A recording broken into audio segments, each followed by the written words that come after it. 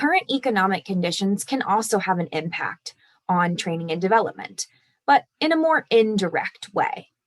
When the unemployment rate is low, it can be extra challenging for companies to recruit and hire highly skilled individuals. It can also be more challenging to retain currently high performing employees.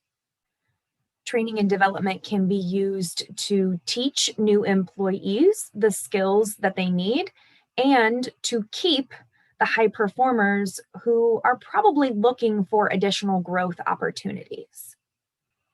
The good news is that regardless of how healthy the economy is, training can still have a positive impact on the bottom line by making sure that all employees have the KSAOs, the knowledge, skills, abilities, and other characteristics that they need to do their jobs today and in the future.